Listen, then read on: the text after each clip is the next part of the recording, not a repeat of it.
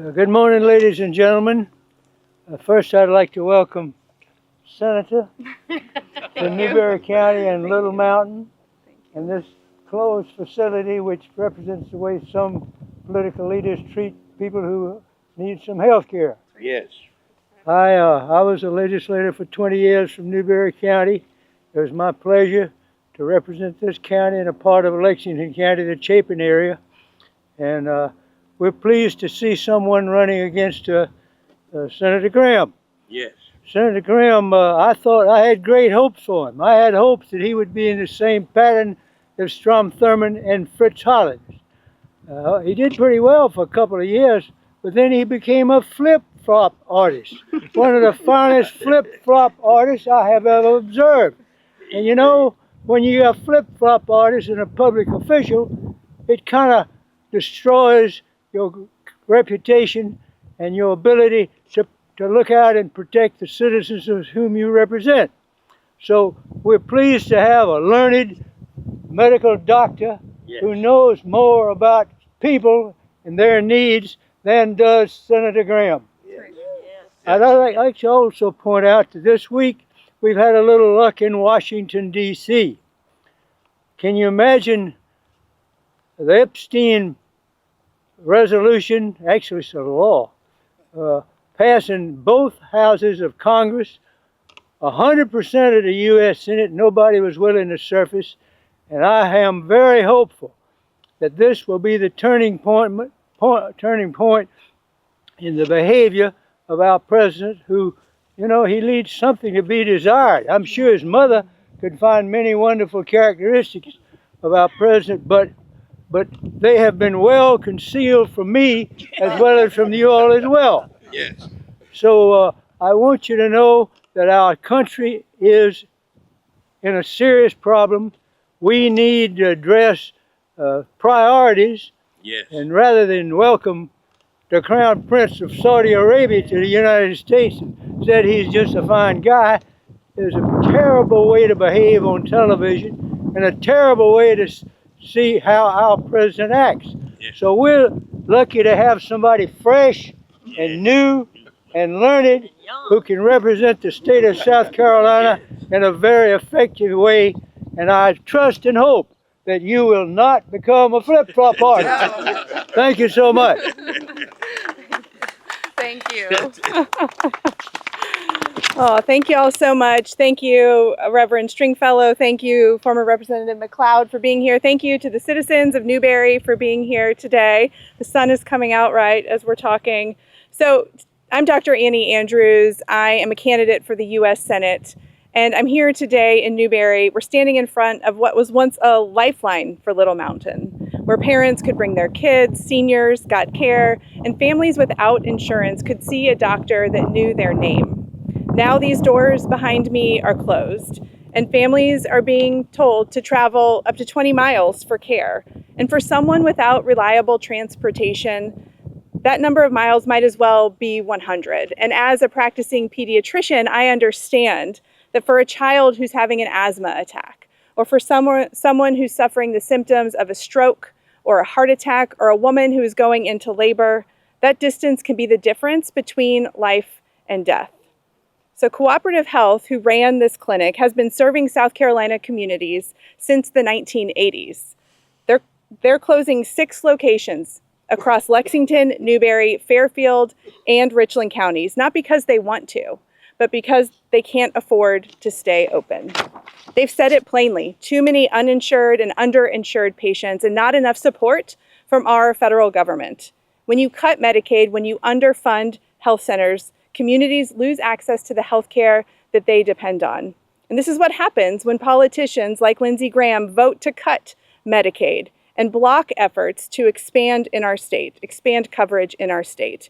He's turned his back on the families who rely on these clinics. And if we're being honest with ourselves, he's turned his back on all of us.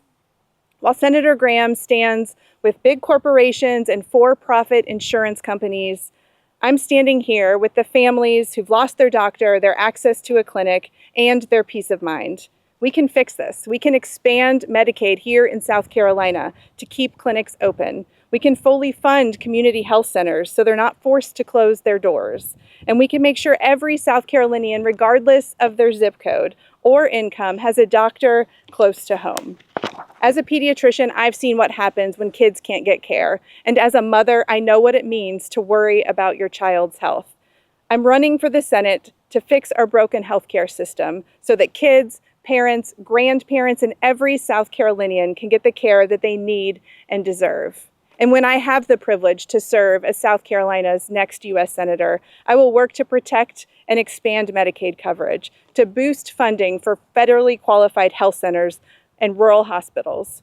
I will increase incentives to recruit and retain healthcare workers in rural areas and hold pharmaceutical and insurance companies accountable. The bottom line is we need a patient-centered healthcare system, not a profit-motivated healthcare system. And to get there, we need to elect leaders who are willing to put people over special interest groups. Thank you so much.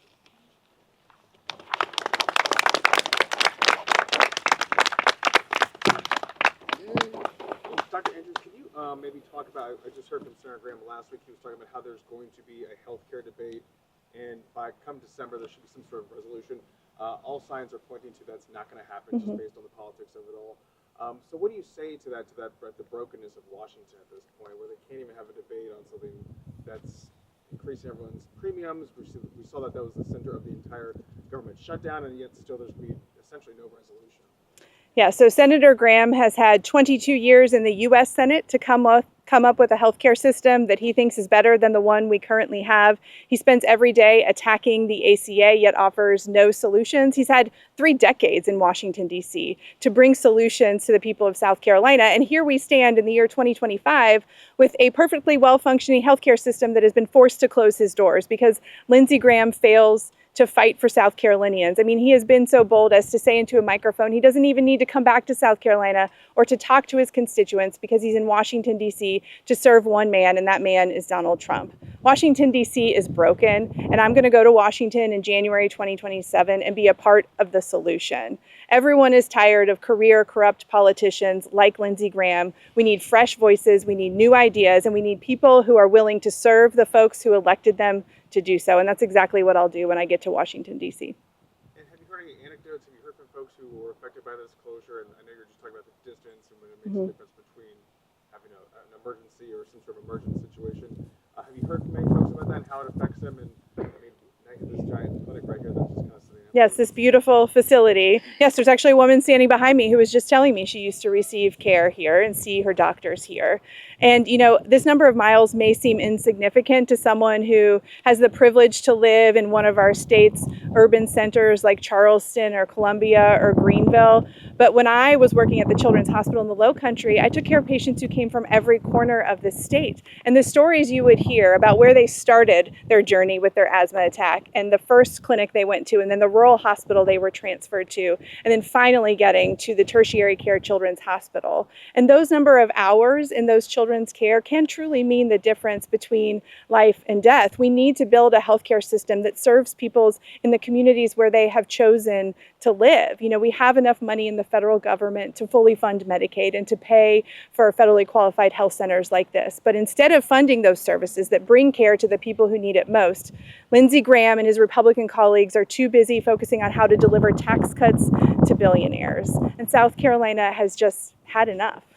And then just last question, when we look at what's going to happen in January, another potential shutdown as a result of all this, I mean, do you think that needs to happen if there's no resolution on ACA subsidies? We absolutely have to stand strong on extending the ACA subsidies. Hundreds of thousands of South Carolinians will see their premiums double or triple. 100,000 South Carolinians could actually lose their entire health insurance coverage. And we need people who are willing to solve these problems. So I was proud of the Democratic Party when they were standing unified, fighting for Americans' access to quality, affordable health care. And I think we need to keep fighting that fight, because when I've been crisscrossing this state, from rural counties to urban counties, talking to voters where they are, their number one concern right now is access to affordable health care. And our leaders need to address that concern.